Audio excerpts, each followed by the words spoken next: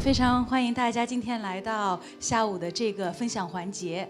我呢非常荣幸的请到了我硅谷的好朋友 Esther，请她来跟大家分享一下怎么样成为成功的父母。我想先问一下，在这里有孩子的，请你把手举一下。Oh wow, 100% kind of. Oh no, 95. Okay, I saw a couple. So, 不好意思，我呢今天可能要用英文来跟 Esther 对话，因为她没有这个翻译。所以如果有一些没有听明白的呢，我们可以到时候听这个回放，因为我们都做了这个录音。Esther, welcome to China. Welcome to Beijing. Will you please tell us who you are and why you are here? You have the microphone here. So my name is Esther Wojcicki, and I am here. Very excited to be here, thanks to Joy, because she told me all about this great conference. And I am also here to promote my book that will come out in June 2020. And my book is right here. I'll get a copy in English, but it comes out in Chinese in 2020, and also coming out in Hong Kong in 2020. So my goal in coming here is to try to help improve Chinese education. And while that sounds impossible, because Chinese education is already pretty good, I think that one thing that can be added to improve it would be an ability to promote creativity and give students some control of their learning. And so my program, my suggestion is that 80% of the program continue as it is, because it's so good, and just implement 20% of the program where you put the students in charge and let them work on creative projects that they come up with themselves. It can be under the supervision of a teacher, but what you can do is then promote creativity just by giving students that small amount of time to work on projects that they come up with on their own. And just looking at the excellence of the students just now, just to start, I would just guess that their projects will be really outstanding and their creativity will grow a lot. So that's my goal, is trying to help students be more creative, teachers to be more effective, and actually during this 20% time when teachers are acting as a coach as opposed to being a teacher and lecturing, it makes the job of being a teacher easier. And so I'm trying to help all teachers be better, more effective. Because as a teacher myself, it's a lot of work, I can tell you. You work all the time. And you know, your typical class has 30 people in it. And just like you, the parents usually have 2 kids to manage. Well, just try being a teacher and having 30 kids to manage all day. So it's harder. So that would make it easier for teachers and more fun for the students. I'm going to give a very brief introduction about who you are. You highlighted a little bit, but I want to give a little bit more information about who you are. So, 我就用中文吧。这个环节呢，他应该对自己很了解。她是我们硅谷的教母，她生了3个特别出色的女儿。她的老大叫 Susan， 大家一定知道 YouTube。老大 Susan 呢是 YouTube 的 CEO， 她的老二呢是 UC San Francisco 的 Professor。他的老三呢，他的老三的名字叫 Anne。Anne 是我不知道大家有没有听说过 23andMe， 是一个非常有名的美国的基因公司，他是这家公司的创始人，也是现在的 CEO。那刚才他也简单提到，他是一位老师，我们都住在 Palo Alto， 那他是 Palo Alto High School 里面的这个语言老师，他自己还在这个学校里面组织了一个 journalism 的一个 club， 然后这个 club 是全美最有名的，然后他教出来了非常多有名的学生，大家应该听说过林书豪，对吗？林书豪就是他的学生，所以Esther 她应该算是不光把自己的3个女儿培养得特别的出色，而且呢，真的是桃李满天下。我觉得在这里我们应该给她一点掌声。I was telling them you are a great mom and also you are a great teacher. Thank you. Of course. So I think she's here to promote the book, which is called How to Raise Successful People. And the books are over there. I think till the end, you guys will have the opportunity to get one book with her signature. And there's a big takeaway actually from your book, which is TRICK. TRICK. Will you please share with us what are those stands for? So TRICK stands for trust, respect, independence, collaboration, and kindness. And this is what I say belongs in every classroom. The teacher should trust the students more than they do. There's no trust at all now. Respect their ideas. You know, kids come up with very interesting, creative ideas. Give them much more independence. Allow them to collaborate, work with each other, and treat them with kindness. And this makes a huge impact in the classroom, and as a parent, it makes a huge impact on your child, because when you trust your child and give them the opportunity to do a lot of things themselves, they trust themselves. The more you do for your child, the more dependent they are on you. And you want your child to be independent, so they should be able to do more things, and with your support, and be able to handle all sorts of activities. So that's my goal in promoting TRICK. Actually, there's one letter which is R, stands for respect. Yes. I would like to have you elaborate a little bit more, because I think this is the area maybe parents in China can do a better job. But how? So, you know, all kids have ideas that, and usually before the age of 5, those ideas are really crazy, right? They want to do all kinds of things that don't make sense.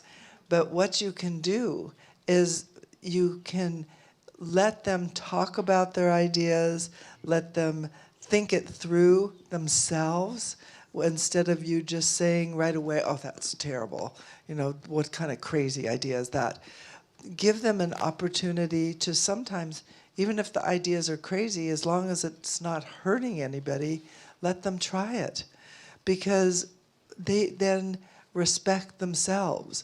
You know, when somebody you trust and who's older than you, and somebody you respects you, you believe in yourself. And so what you want your child to do is to believe in themselves.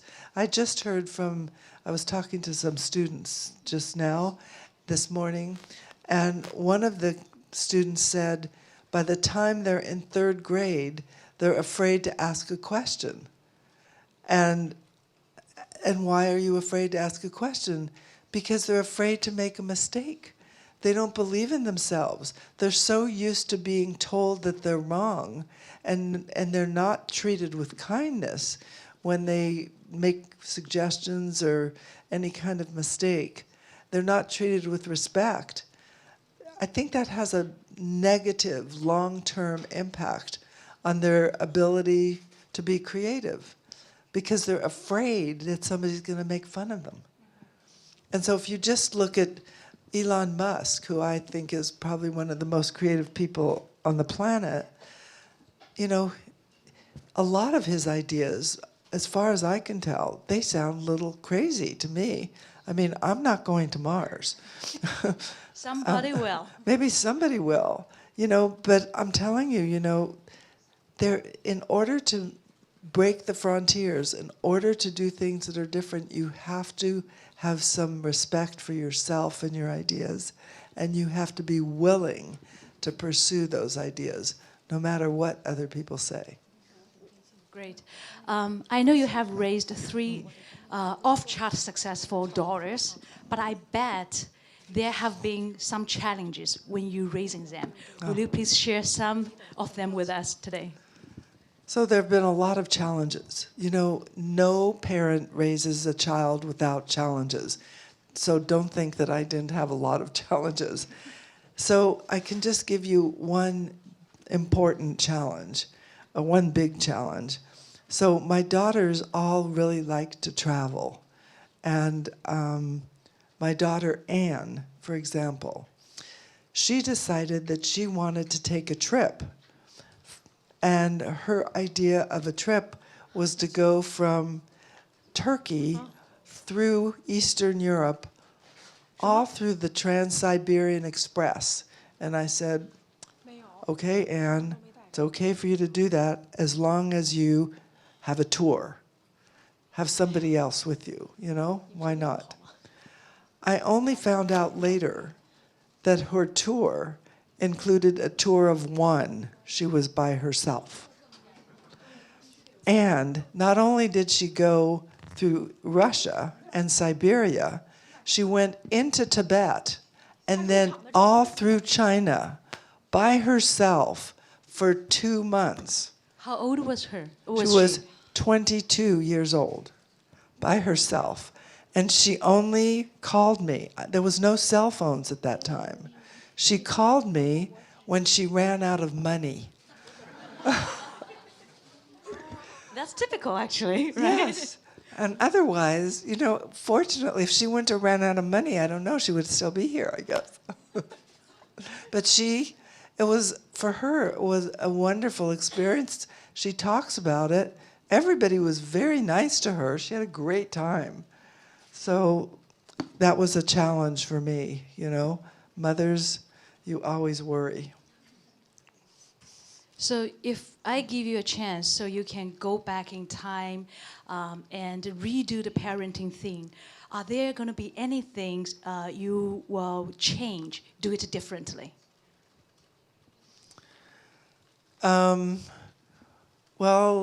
let's see. I guess I would have them, you know, they were always taught to be grateful by, you know, they would write thank you notes if they got a present.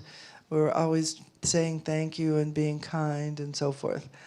I think I would probably emphasize that even more, just because I think people forget unless they have a reminder. And I think that's why most religions have you practice that once a week, because from Monday to the following Sunday, sometimes in that 7 days you forget.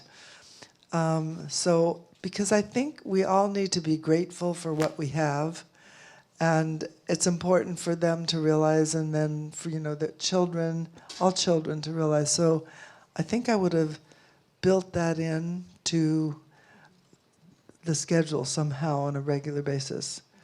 I think that was the only other thing. I should just tell you on this travel business one more thing. Sure. Okay? Susan did the same thing as Anne, only she went to India. And then, not to be outdone by her sisters, Janet did the same thing too, only she went to South Africa. Okay, so they all did things to give me lots of gray hair. But, you know, I just had to say, I've done my best. I taught them as much as I could to think independently, and now they're launched. They're on their own. And I can't be there to help. And so I just hope I did a good job. And so that's what I think parents have to do. You have to realize that you've done as much as you can to make your child as independent and as a clear thinker. And then they have to do it. We know you have 3 daughters, and now in China, many families are going to have like more than 1 kid. Any suggestions to those families with like 2 kids, 3 kids, or maybe 4 kids? How can the sibling get together, not killing each other? So it's human nature to be competitive. Children are competitive. And so I always try to respect each child and their competition. So, for example, what I did, you know, they would always compete in terms of clothes. So to cut down on that competition, I bought 3 of everything. They all looked alike. So the other thing that I did, when somebody had a birthday, you know, the other 2 kids, you know, feel left out. Oh no, I didn't get a birthday. So everybody the birthday girl got a party and her friends and presents, but the other two girls, I also gave them gifts too, so that then they didn't feel left out. They didn't get as many from their friends, of course, but they got a gift. And so, and then they got to wear whatever they wanted to wear. So they could all look alike, I don't care, or whatever they wanted to do. But I think one of the goals is they have to be friends. You want them to work together, be friends. And I worked pretty hard on that. And then I'm happy to say that today they're all very close friends. And we see each other once a week on Sunday. So for me, it's a little chaotic. So many children, grandchildren, dogs, cats, whatever. But we're all together. That's great. My next question, I would ask it on behalf of many working moms. Here in China, we have a lot of moms who need to take the responsibilities from the house, from the family, and also they need to work. And they also want to be successful. So any advice to them so that they can be a good mom and at the same time they can achieve some good things from their work? So one good thing is that a working mom is a role model, and you want to be a role model for your children. So the working mom is a role model that it's okay to be a mom and to be a working mom. And what you do, what you want to do, and what my daughters do with their children is those children are empowered to realize they are part of the team. They're helping their mom while their mom is working. So they have their own role as part of the team. They're not being served. Like a lot of parents somehow seem to think that it's their role to wait on their children and make sure they're always happy. The child is a participant in the family, and they have certain chores that they do to make life better. And so I don't want the working mom to feel guilty that they're working, and sometimes they do, but they have to realize that it can be an empowering thing for the child to realize they are helping the mom and that they're part of the team. And also that's one of the things that I do in the classroom is the kids help me be a better teacher, And so they all have a goal and a role in working to make the classroom be effective. And it's works so well with the kids. They feel empowered. They feel like they can do it, even without me. And they do. I'm going to have some of my great water. Do you want to continue after the water? No, you can continue. So you have 3 daughters. I think you have applied the trick strategy on them successfully. Yes. And I have 2 boys. Do you think the way I apply the trick strategy on them will be different? I think it's the same. I think somehow it's easier for boys.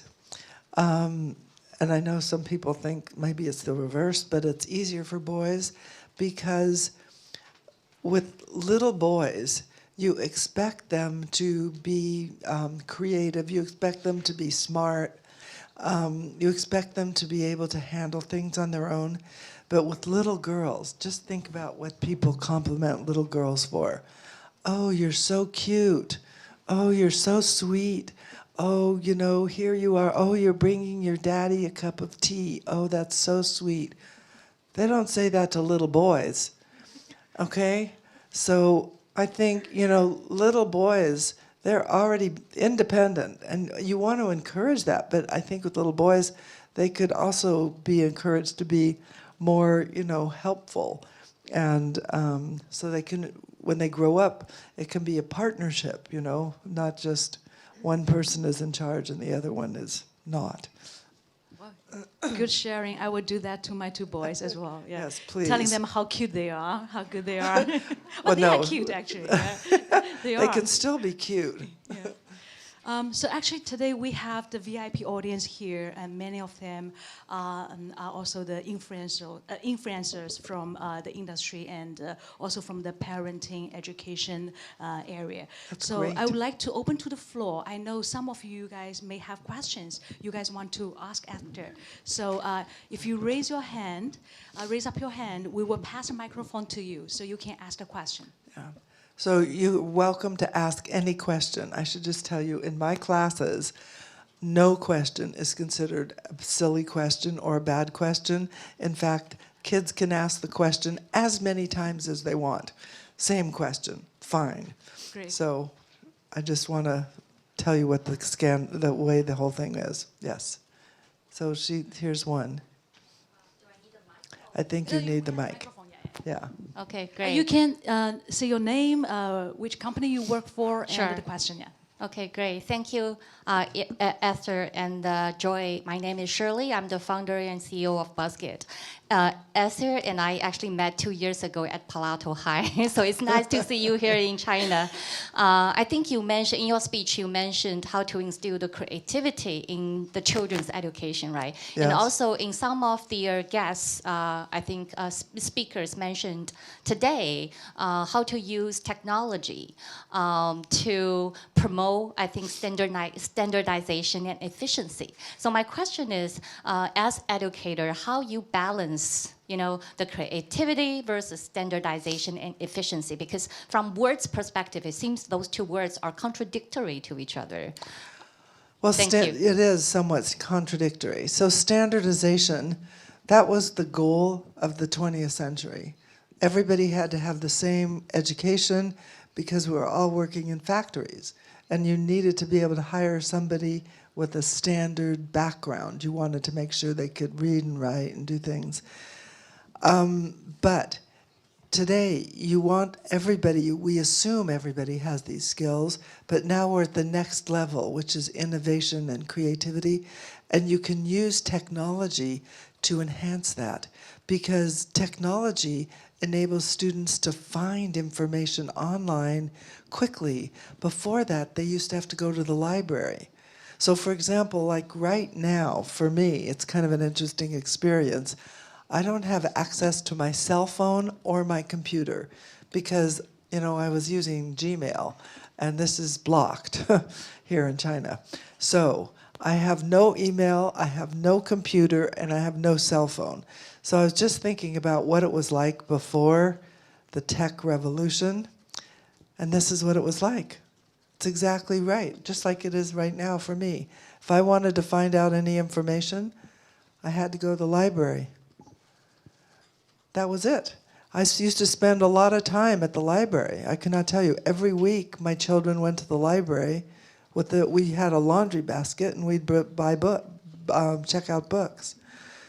So if I want to find anything out here, I have no way to do it. There's no library for me, right? And communication. If I want to try to find out where Joy is, my God, it's a big building, how am I supposed to find her? But that's how it used to be. So what we can do in the classroom, you can remember, teachers, I've been teaching for so long, I can remember what it's like. So my students use a phone or a tablet or a computer to get information. And then they have to be able to analyze and see if that information is logical, makes sense. So they have to be able to find the sources. Where did that come from? And that's how you figure out whether it's fake or not. But, we are not teaching kids how to evaluate the results of a search. And we should be teaching that. Maybe they're teaching it here in China, but if they're not, we should teach it worldwide. So I think technology makes information easily accessible. It also makes communication much easier. Just like I said, I can't contact anybody here because I don't have any way to do it. But, with the phone, you can contact people, you can have conversations. I think you also just need to teach kids, when you're having a meal, no phone, because the meal is a time for you to interact with other human beings. And I don't know if it's true here, but in the US you see whole groups of teenagers sitting around the table and everybody's got their phone. It's like, really? Why are you sitting around the table if all you're going to do is be on your phone? Doesn't make sense. So, but I think if you teach this, then they'll do it. I don't believe in prohibiting. I think prohibiting makes it like this, forbidden fruit tastes the sweetest. Okay, any other questions? Hi, thank you, Joy, for inviting Esther, and thank you, Esther, for coming and share with us. My name is Joanne. I'm at the Avenue Stillbird School, Shenzhen campus, and I've been living in Palo Alto for a while. So my question is that I'm really glad to see that respect is one of the key elements in your CHIC, which is the same aligned with the Avenue's value behavior, welcome, safety, and respect. So my question is that how would you think we can educate more caring students, like and when together with when they are successful and caring? How do you think like we can educate more caring students, especially probably you can share some examples of your daughters. Thank you. So caring, one of the ways that people learn to be caring is through stories. Stories are a great way of teaching. And kids remember stories. So one thing you'll see in this book that I wrote, it's full of stories. And the purpose of the story is so that you will remember. And then after each story is the documentation. But what most education books are written as one study after another study and documentation, and then you get done reading the book and you can't remember anything. So teaching caring, you have kids read stories about caring and what a difference it makes, and empathy and compassion, because they'll remember those stories. And then you as a teacher can refer back and say, remember that story we read? And then, how are you behaving like that character that you mentioned? And I think that makes a big difference. And then if you have examples in the classroom, I know what the Avenues School is like. Avenues is great and has a lot of the same principles that I'm talking about.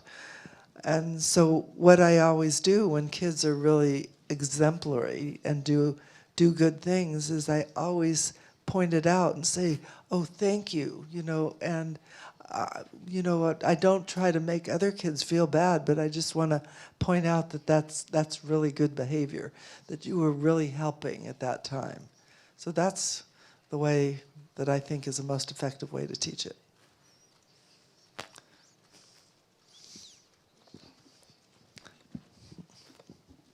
Thank you, and good afternoon.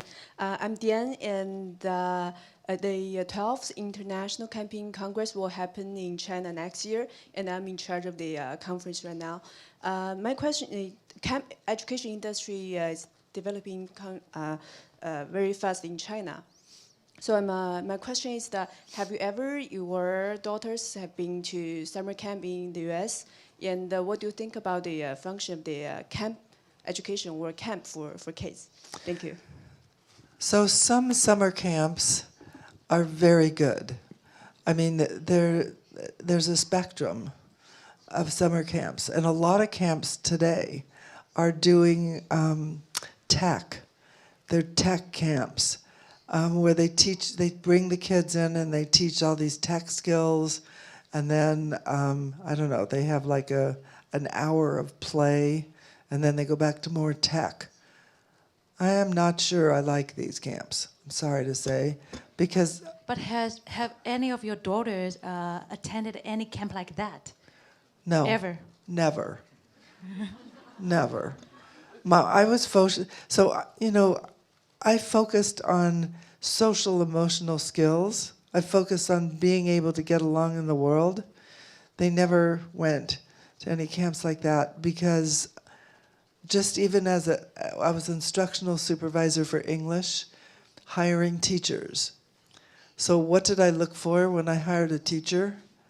I hired somebody who had good social emotional skills and could relate well to the students, because I could not teach that to the teacher, but I could always teach them grammar, or I could always teach them some kind of, thing you had to memorize, but I could not change their character. So all the camps that I sent my children to focused on having a good time and play, and I don't know, they played soccer, baseball. Some of those camps were pretty funny. They took a soccer camp when they were little, and then Susan's team was they were so young, they were only 5. They ran to the wrong goal. So, okay, well, they lost the game, but, they had a good time. That's what I focused on. I did not send them to camps where they had to memorize. No, I don't think that's a good idea.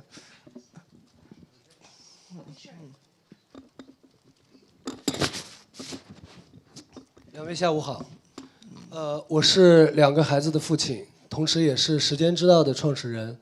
然后呢，刚刚很认真的听完2位老师的分享，我觉得我有一个特别重要的问题，就是想请问您如何定义成功？我们知道昨天和今天的会场上其实有很多的参会嘉宾，有一些创始团队的，包括有一些教育行业的成功者。我特别想知道您如何定义成功，这第一个问题。第二个问题是 One second, 在 I need to do the translation before I forget. Okay, so can I first translate this first question to her? Yeah. And also, we have some kind of limitation from the time side. We only have probably 6 minutes left. I would appreciate if you guys can just ask one question, one person, so give other people opportunity to ask the question, if you guys agree. Yeah. So he's a father with 2 boys. He has met so many successful people during this conference for the past 2 days. So he's very curious about how you define success. I define success as feeling good enough about yourself, trusting yourself, believing in yourself to follow your dream, whatever dream that is, and not worrying about what everybody thinks. Because if you look at, there's a study that was done on people that were on their deathbed, the people that were dying. And the question was, what do you regret most about your life? And the number one thing for hundreds is they regret not doing what they wanted to do. They only did what someone else told them to do. That was the number one regret. So I believe that success is doing and believing in what you want to be. I would like to give the microphone to Lin Yan. He wants to.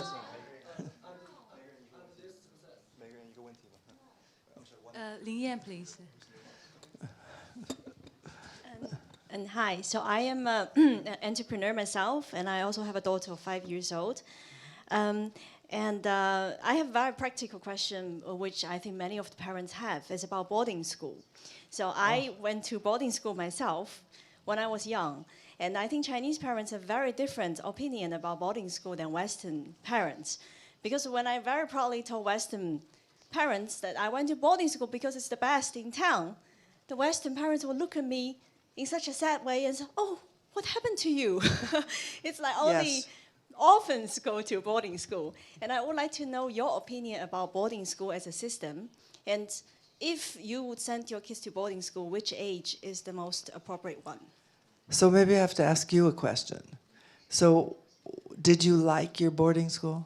I enjoyed it very much. I was 10. So you were 10 when you went? No, I went when I was 10, and I left when I was 18. Okay. And so what did you like about your boarding school? I had my best friends there, and I had to fight for myself. It was a very tough curriculum in school, and I did thrive in the end, and I gained my own success, and I was very happy when I look back. So that's what I like about boarding school at that time. So I think you're right that American parents have a very different view of boarding school. So most parents don't send their kids to boarding school because it seems very militaristic. You know, what I think was good about your boarding school is that you had a lot of friends. Because I think education, the most important things in education, which I think I tried to say in that talk, 3 things are relationships, relationships, and relationships.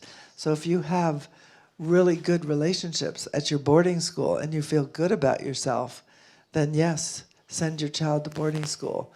But if the main goal of the boarding school is behavioral, forcing you to do things that you don't want to do, then I question the value of that, because a child that is miserable doesn't learn.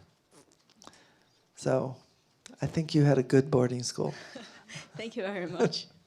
Maybe different people have different opinion for that one, like also different experience. Yeah, I'm sure. Well, if you had an experience that was negative, so some kids have really negative boarding school experiences, and they come out being bitter.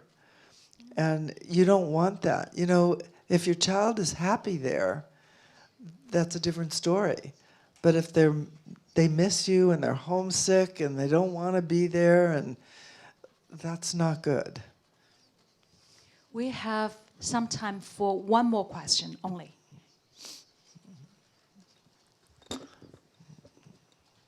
Thank you, Esther. Get a lot from your sharing. And also, I'm a mom, also going to be a mom for second children. And how do you think about early education? Because in China, many parents are very anxiety about early education, about how to choose good school for their kids, and they're afraid their kids will be behind of other kids, and when they were young, so they're forcing them to do many courses out of school, even when they were 2 or 3 years old. Yeah, so how do you think if you, like in China, because we have nearly a great population. A great what? Population, yeah. Oh. So we have to compete to get good score and to get maybe very good teachers or something like that. So how do you think we parents should do in front of that situation? So the competition to get into the good schools must be... So basically, because of the limited resources for good education, it's very competitive here for large population of the students to go to limited number of good schools. So how can parents deal with that? Well, so if your child doesn't get into a good school, gets into it, you can supplement. That's what I did. No, because, I sent my daughter to public school. And, sometimes you don't get great teachers because, it's whatever. So the idea is like, your child is like, life isn't perfect. Sometimes you don't get a good teacher. You have to learn how to cope. So how do you cope when you don't have a good teacher? Well, so then, I don't know, I used to hire tutors from Stanford. Stanford students needed money, and then they were young, and my kids thought it was a play date. And so worked out really well, because they wanted, whatever the name of the student is, to come and play. And, the play was some kind of, teaching or whatever they were doing. My children speak French also, because we lived in Geneva. So I had somebody come and play with them in French. That worked out pretty well. So I would say that if they don't get into the best schools, I don't know your whole system, but I would say you can compensate, you can supplement. Sorry? From your own side, you can do more. Yeah, from your own side. Just as long as they don't feel like they're being forced into doing something that doesn't make sense. I think the biggest problem that most kids have in school is they don't know why they're learning something. So if they can't understand the why, you've failed and the teacher's failed. There has to be a relationship to the real world. somehow. So you can, they are not learning something, you can just say, well, I hired somebody that's going to help you and we're going to have fun together. And it works. I think we are running out of our time. So sorry, I bet all of you guys probably have one or more questions to ask Esther. Actually, you probably can find some answers from her book. And she's generous enough, she has already signed all those books here. Yes, So each they're one all of signed. you can get one copy and you can read her book. There are tons of stories about how she has raised her 3 daughters. So maybe that's another good way to know all those tricks to raise your kids. So before we get off the stage, will you please give another big round of applause to Esther? Thank you, Esther. Thank you. I'm glad you all came. 好，最后是我们的送书环节，咱们就按顺序来，请那个靠 Oh, 我 we 们 can 这 take a 边 photo. 的。 We're going to, this, 靠这 is this say here? Sure. You want to take a photo? 对，Together, OK 排队。 Turn this off, Joyce.。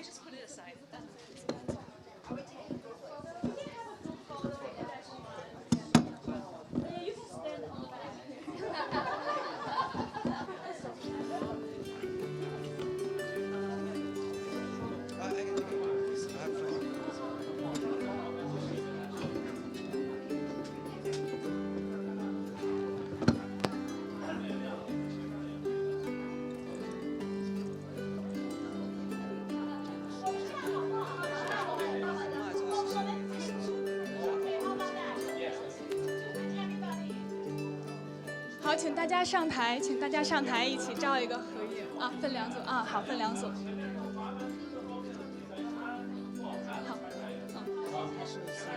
好，台下的观众请等下一波合影哈，感谢配合。We are going to take photos twice, so please wait for next round.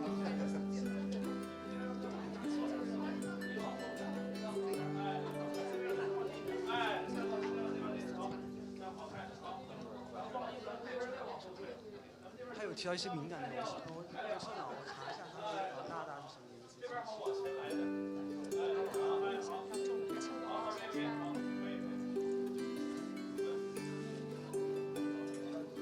OK， 老大是那个。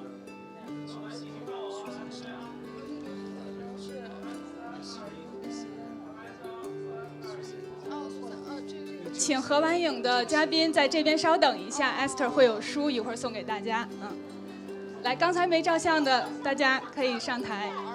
So the second round of photo taking, please come to the stage.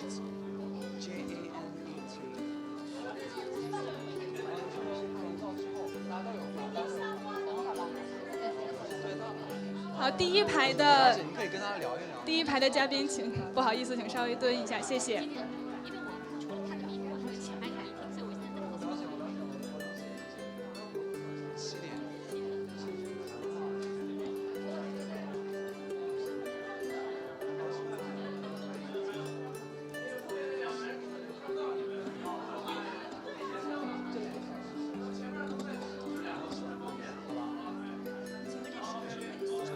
送给大家，送给大家，都是可以的，都买了。我们都从英国来的，不好意思。对，明年会在中国大陆上市。帕罗奥是帕罗阿多，你得查一下吧，中文怎么查？好，谢谢大家 ，Esther 接下来会为大家赠书。So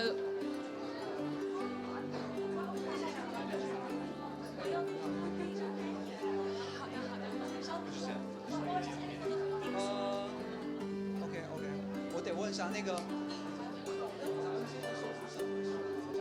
人想直接拿走？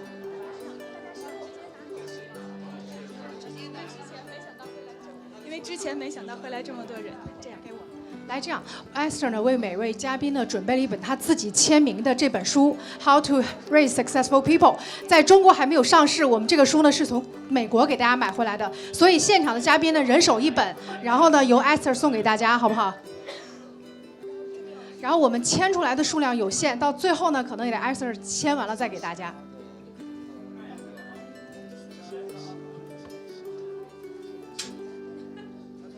你翻译。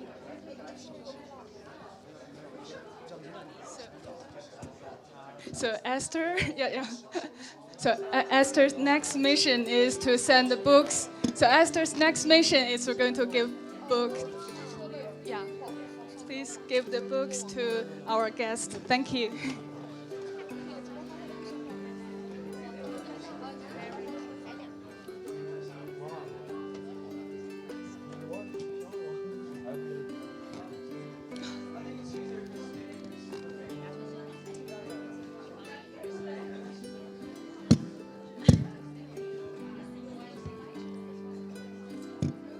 Esther, could you please move here in the middle? Yeah, that will be better.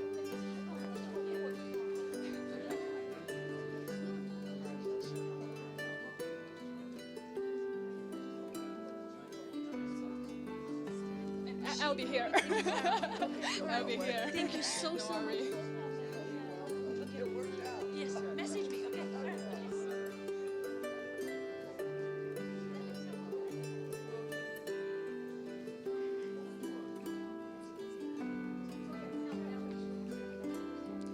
好，因为咱们时间非常有限哈，麻烦各位嘉宾，谢谢，谢谢。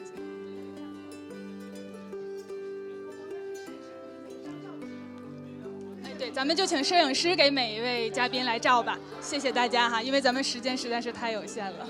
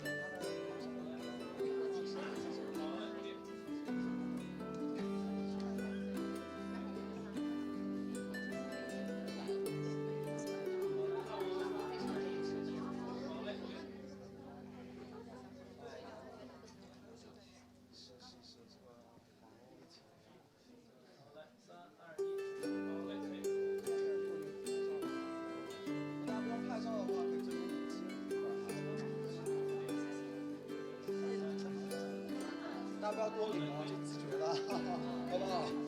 这个是有很多的。这个没签的。哪个？里面一个。好吧，都有签字的。你们要拍照了，已经签过了，都已经签过了。你都这样，等一下。后来另一半都签过了，都签过了。不拍照的话，可以直接领了。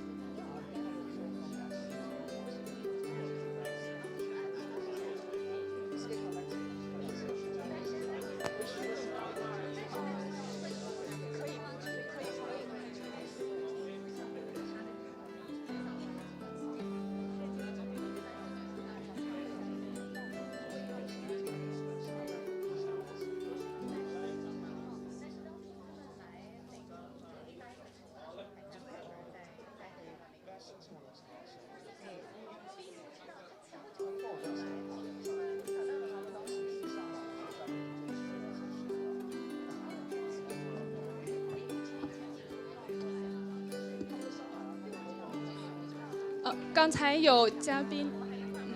刚才有嘉宾问怎么能得到这个照片哈，我们今天会把这个合影的照片单独上传到百度云盘链接，然后发送到各位参会嘉宾的邮箱里。就您在参会注册的时候已经留邮箱了，我们会发到那个里面哈。